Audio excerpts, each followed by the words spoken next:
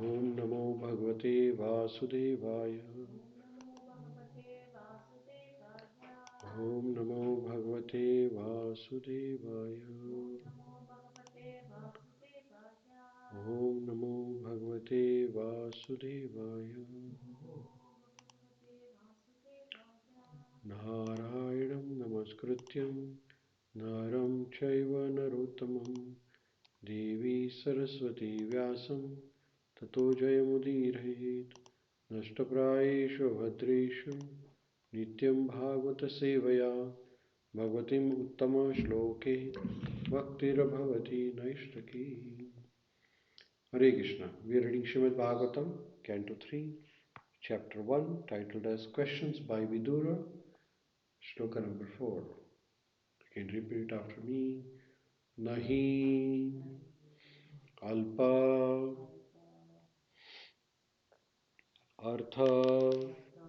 udayaḥ tasya vidurasya amala-ātmanaḥ tasmin varīyasi praśnaḥ sādhu-vāda upabṛṁhitaḥ. पूरा श्लोक है। नहीं alpa-artho adasya tasya vidurasya amala-ātmanaḥ tasmin varīyasi praśnaḥ sādhu-vādopabṛṁhitaḥ. Translation. Saint Vidura was great and pure devotee of the Lord, and therefore his questions to great sage Ṛṣi Maitreya must have been very purposeful on the highest level and approved by learned circles. Purport by Srila Prabhupada. Questions and answers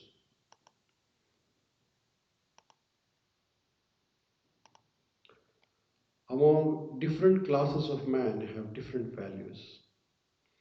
Inquiries by mercantile man in a business exchange cannot be expected to be highly purposeful in spiritual values.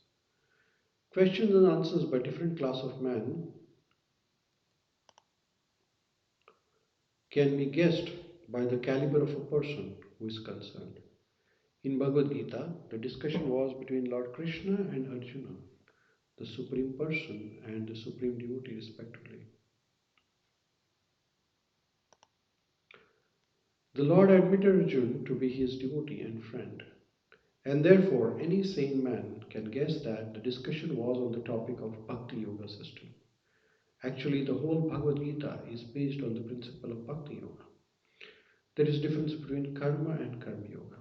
Karma is a regulated action for the enjoyment of fruit by the performer. But the karma yoga is the action performed by devotee for the satisfaction of the Lord. Karma yoga is based on the bhakti, or pleasing the Lord, whereas karma is based on pleasing the senses of the performer performer himself. According to Srimad Bhagavatam, one is advised to approach the bona fide spiritual master when one is actually inclined to question from an elevated level of spiritual understanding. A common man who has no interest in the spiritual values has no need to approach a spiritual master, just as a matter of following the fashion. As a student, Mahārāja Parīkṣit was serious about learning the science of God, and Śukadeva Gosvāmī was a bona fide spiritual master in the transcendental science. Both of them knew that the topics discussed by Vidura and Ṛṣi Maitreya were elevated, and thus Mahārāja Parīkṣit was very interested in learning from the bona fide spiritual master. Hare Krishna. तो यहाँ पे ये श्लोक जो है इसमें विदुर जी के बारे में प्रश्न कर रहे हैं महाराज परीक्षित, और महाराज परीक्षित कहते हैं नहीं अल्प-अर्थ उदयः तस्य विदुरस्य amala-ātmanaḥ. amala-ātmanaḥ, ये इम्पोर्टेंट शब्द है यहाँ पे। विदुर का स्वभाव कैसे है? तो अमल आत्मा, सेंटली, साधु। साधु का क्या क्वालिटी है? तो साधु जो है वो हमेशा भगवान के बारे में ही सोचते रहता है। साधु का स्वभाव रहता है कि भगवान के बारे में कैसे सोचे, भगवान के बारे में सबको कैसे बताए, ये साधु का स्वभाव है। तो कहते हैं ऐसे साधु महात्मा जो हमारे विदुर जी थे, और उनका भौतिक चीज़ों में कोई ज़्यादा रुचि नहीं था, क्योंकि भगवान के शुद्ध भक्त थे। तो फिर उन्होंने जो प्रश्न किए मैत्रेय ऋषि से, वो भी बड़े इम्पोर्टेंट रहेंगे।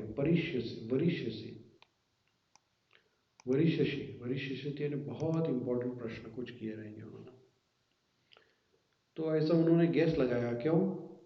क्योंकि मैत्रेय ऋषि और विदुर जी दोनों ही साधु थे, तो उनमें भगवान के बारे में बात हो सकती है, उसमें बाकी कोई और बात हो ही नहीं सकती है। ऐसा कोई भौतिक चीज़ों के बारे में बात नहीं हो सकती है।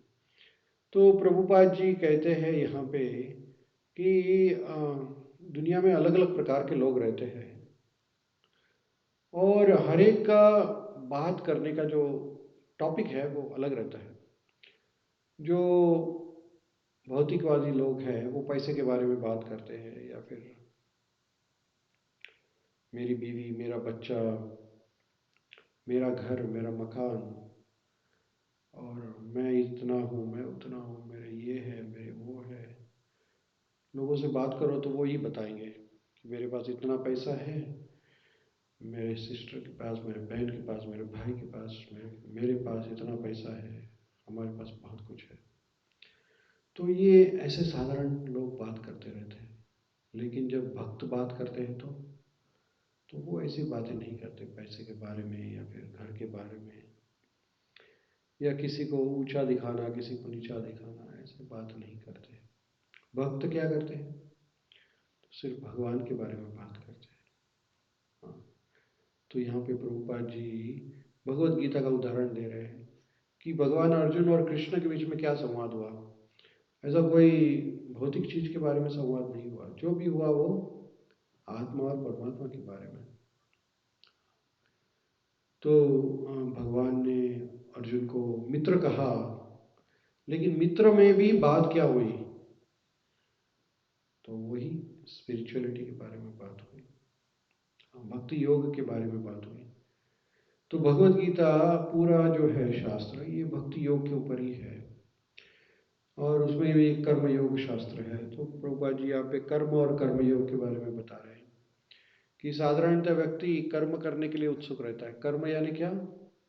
तो जो खुद की इंद्रिया को तृप्ति दे सके, इंद्रिय भोग, इंद्रिय को तृप्ति करने के लिए जो कार्य किया जाता है उसको कर्म कहते हैं।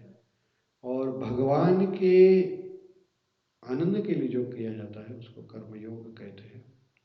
तो साधारणतः लोग इंद्रिय तृप्ति के लिए ही काम करते हैं। इंद्रिय तृप्ति यानी क्या?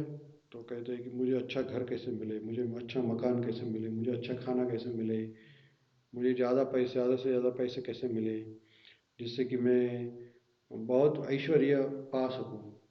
साधारण लोगों का यही उद्देश्य रहता है। तो ऐसे लोगों को गुरु के पास जाने की कोई ज़रूरत नहीं रहती है। वो कहते हैं गुरु की क्या ज़रूरत है, हम हमारे तरीके से ही करेंगे। तो ऐसे लोगों के लिए कोई भक्ति का मार्ग नहीं है। भक्ति जिनके लिए है, उनके लिए है जो भगवान के आनंद के लिए कार्य करना चाहते हैं। भक्ति करके जो पैसा कमाना चाहता है वो भक्ति नहीं कहलाती, उसको तो स्वार्थ कहलाता है। लेकिन जो भक्ति करके भगवान को खुश करना चाहता है उसको भक्ति योग या कर्म योग कहा जा सकता है। तो यहाँ पे विदुर जी के बारे में बताया गया है, और मैत्रेय ऋषि के संवाद के। अभी तो चालू नहीं हुआ है संवाद। परीक्षित महाराज ने जस्ट सुना सुखदेव गोस्वामी से कि भगवान अंतर्ध्यान हो रहे हैं, और तभी विदुर जी, तभी मैत्रेय ऋषि वहाँ पे थे, और मैत्रेय ऋषि और उद्धव जी मिले। तो ये बातें विदुर जी को आगे मालूम पड़ेगी। जैसे जैसे इसमें आगे हम पढ़ते जाएंगे तो विदुर जी के बारे में बहुत सारा कुछ इसमें आगे आएगा, और कैसे विदुर जी का अपमान हुआ वो सब डिटेल आएगा आगे जाके। तो पूरा और फिर भगवान कृष्ण ने उद्धव जी को क्या सिखाया, वो उद्धव गीता, वो भी आएगी इसमें आगे। तो ये जो तीसरा खंड है बहुत सुंदर है, इसमें बहुत सारी भगवान की बातें हैं और काफ़ी इंटरेस्टिंग है ये तीसरा खंड श्रीमद् भागवतम का। तो हमने 2 खंड ख़त्म किए हैं, फर्स्ट और सेकंड। फर्स्ट कैंटो भगवान का राइट चरण है, सेकंड कैंटो भगवान का लेफ्ट चरण है। तो हमने दोनों चरण के दर्शन कर लिए हैं। अभी हम भगवान के ऊपर के शरीर के भाग की तरफ जा रहे हैं धीरे धीरे, और एक एक श्लोक करते करते हमने करीबन 2 साल तो लगे 2 खंड खत्म करते हुए। तो अभी धीरे धीरे देखते हैं कैसे हो रहा है, भगवान की क्या इच्छा है। तो कल यहाँ ये श्लोक को यहाँ पे विश्राम देंगे और कल अगला श्लोक पढ़ेंगे। ग्रंथराज श्रीमद् भागवतम की जय, श्रील प्रभुपाद की जय, निताय गौर प्रेमानंदे।